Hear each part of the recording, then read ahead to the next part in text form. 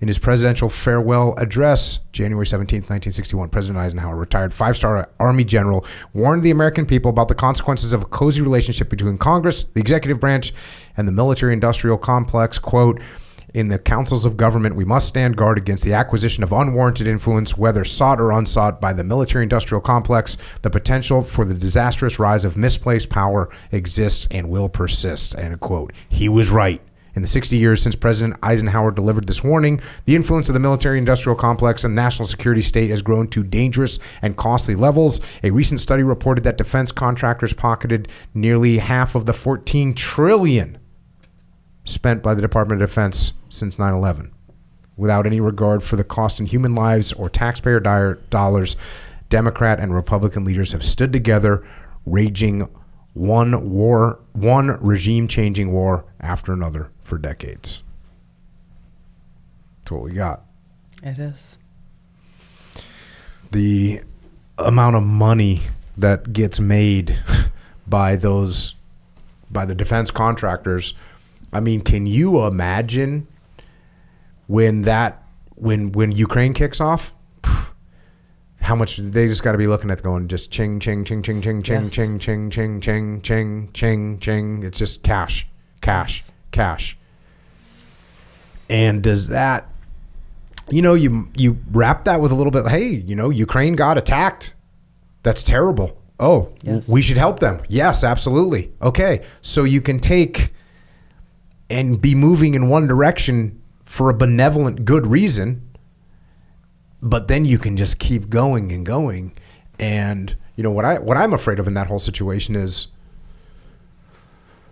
we're standing outside of the bar during a bar fight, telling the little guy that's getting kicked in the teeth, like, keep going, I'll be in a second. Mm-hmm. Keep going. Don't give up. Don't just buy that guy a beer. And it's going to be it's a disaster. Could end up being a complete disaster. And again, the Ukrainian people got attacked. That's their home. Like they can't. They have to fight. Yes. But have we removed the idea of some level of compromise from their mind? And it's going to cost them all of their men and women, by the way. That's where it's so critical that we have leaders who live in the real world and understand the reality of these very hard or even horrific situations. That it's not some fantasy world that you wish existed. We live in the real world. And this is what I find to be so unacceptable. Doesn't even feel like a strong enough word to know that, it's almost 2 years into this war now. And not only did our own country's leadership, did President Biden fail to recognize, no, this is not a fair fight. There's no way that Ukraine has the military capability or the personnel, the bodies, the actual human lives to be able to go head to head with Russia. Not going to happen. Not going to happen. And so there's only two, kind of ways forward here is the United States and all of these European countries going in and flooding Ukraine with weapon systems. Well, that's happened. Ukraine is running out of people now to fight this war. And so meanwhile, in this parallel battle, Russia has completely reconstituted every one of its weapon systems that has been destroyed to bring them to a point where they're even stronger now than they were when they started this war. And they have many, many, many more people that they are conscripting or enlisting to go in and fight this war. So where does this lead? Where does this lead? You've got France and some of these other NATO countries saying that they want to send in they want to send in their own troops into Ukraine, of course, as quote unquote advisors. Well, what happens then when one of them gets killed? Then you have, Article 5 in NATO's treaty has been invoked. All right, big U.S. military, bring in the boys and girls, send in your troops. So then we look at where does this escalate into? You escalate into where Biden has led us, to the precipice of World War III against a country that has more nuclear weapons than any other country in the world, and that has already very openly said that they're willing to use them, whether they're tactical nukes or strategic nukes, and have created the authority in their own laws to say that the use of those nuclear weapons is authorized if Russia faces an existential threat, not a nuclear threat, not in reaction to a nuclear attack, but if they face an existential threat. How is that defined? You could define that in many, many different ways. And so we are headed in a direction that could very easily, intentionally or unintentionally, end in nuclear Armageddon for the world. And I go into this in the book because people talk about nuclear war these days as though it's just another weapons system in the arsenal that we can use in order to fight and win. But Ronald Reagan was so correct then as his words are now, that a nuclear war cannot be won and should never be fought. And so this goes back to like, okay, well, what do we do then in recognizing the reality of the circumstances?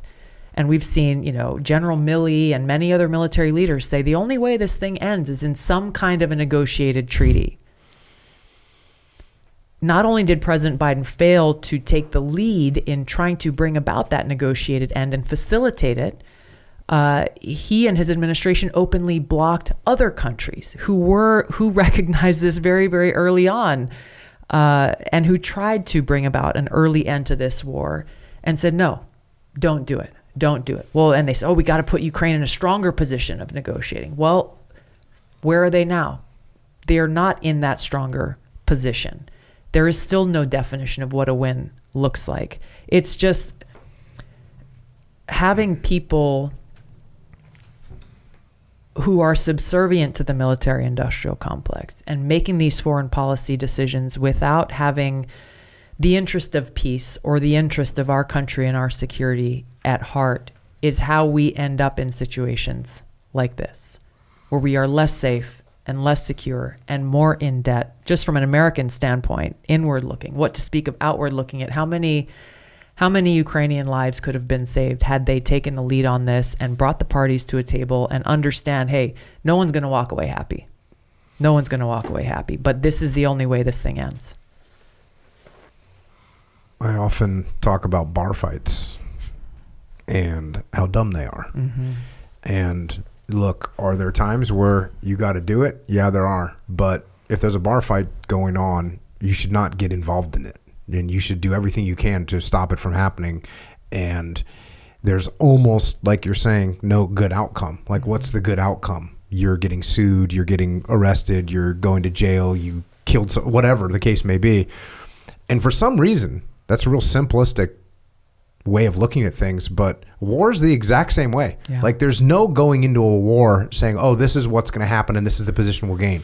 There's absolutely no way to predict what's going to happen in war. And if we haven't figured that out by now, we're idiots. Mm-hmm. Now, look, if you say, hey, it's World War II and we get attacked and we're going to go and we're going to exert every effort possible to defeat these two enemies, three enemies turned into two enemies, we're going to do everything we can to defeat them. Okay, we know what the outcome is going to be. It's going to be long and we're going to keep going until we get there. But when you don't even have a defined outcome going into these things, it's a mystery what you're going to do. And then you think you're going to understand all these human components and the weapon systems and the will of the people on both sides. Like, there's all these things you think you're going to figure out. You're not going to figure them out. So it shouldn't even be addressed as an option until all other options are completely freaking exhausted. Exactly. And yet, here we are looking at these wars happening and basically saying, yeah, that sounds like, well, how can we help encourage this war, instead of saying, hey, how do we stop this thing? Because the outcome's going to be bad. Yeah. You go to John F. Kennedy here. He's got a speech, 1963 commencement address at American University. First, he's talking about peace. First, let's examine our attitude towards peace itself. Too many of us think it's impossible. Too many think it's unreal. But that is a dangerous defeatist belief. It leads to the conclusion that war is inevitable, that mankind is doomed, that we are gripped by forces we cannot control. We need not accept that view. Our problems are man-made. Therefore, they can be solved by man, and man can be as big as he wants. No problem of human destiny is beyond human beings. Man's reason and spirit have often solved the seemingly unsolvable. We believe they can do it again.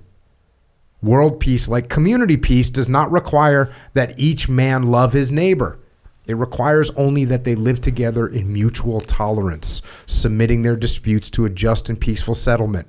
And history teaches us that enmities between nations as between individuals do not last forever. However fixed our likes and dislikes may seem, the tide of time and events will often bring surprising changes in the relations between nations and neighbors. So let us persevere. Peace need not be impracticable, and war need not be inevitable. By defining our goal more clearly, by making it seem more manageable and less remote, we can help all peoples to see it, to draw hope from it, and to move irresistibly toward it. But I'll be damned if we don't look at, instead of looking at peace as the goal, it's like war is the goal. Yeah. In a lot of these cases. You have, I'm kind of highlighting some of the political things that you have in this. Clearly, there's a lot of personal anecdotes and stories that you tell in here. One of them you write about, you write about the war that you saw, and you write about the troops and the men and women that are wounded and killed, and what impact that had on you, what you saw, what that experience was like. The final roll call is very heart-wrenching to read. But you end up writing this: every single one of us who raises our right hand and enlists in our armed services knows that in doing so we are volunteering to put our lives on the line to ensure the safety, security, and freedom of our country and the American people. That's a choice we make willingly. If and when that call comes, we stand ready to fulfill our commitment. What we are not volunteering for is to serve as cannon fodder to fuel the profits of the military-industrial complex. We are not volunteering to be used by insecure politicians who feel the need to start wars and put us in harm's way just to make themselves feel strong or look tough. We are not volunteering to be used as expendable pawns feeding the insatiable hunger for power and global domination of American politicians who don't care about our Constitution, our country, or the American people. These very same politicians have the audacity to go and visit the troops, using taxpayer-funded jets to fly to places like Iraq, Afghanistan, or now Poland and Ukraine, staying for just long enough to shake a few hands, gripping and grinning, using our troops for a photo op they can put in their next campaign advertisement. And when they get back to Washington, they go on the news and talk soberly about how they've just, quote, been to war. Give me a break. When they came to our camp in Iraq, I refused to shake their hands and be a part of their charade. They disgust me and anger me. They don't care about our troops. They don't care about our families. It's all lip service. Their actions tell the real story.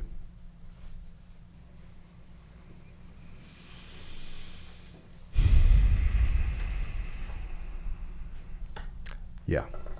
Yeah. It's real for us. It's not real for them. It's words.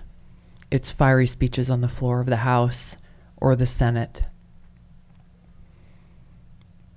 So many of them, not all, but so many of them